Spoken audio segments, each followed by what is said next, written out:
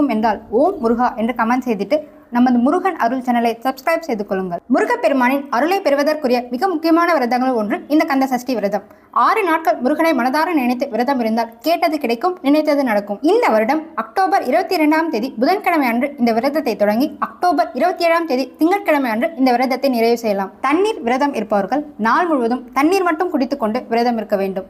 பால் விரதம் இருப்பவர்கள் காலை மாலை என 2 வேளைகளிலும் பால் மட்டும் குடித்துவிட்டு விரதம் இருக்க வேண்டும். பால் மட்டும் குடித்து விரதம் இருக்க முடியாதவர்கள் பாலுடன் பழமும் சேர்த்து சாப்பிட்டு விரதம் இருக்கலாம். இளநீர் விரதம் இருப்பவர்கள் ஒரு நாளைக்கு 1 இளநீர் என 6 நாட்கள் இளநீர் மட்டும் குடித்துவிட்டு விரதம் இருப்பார்கள்.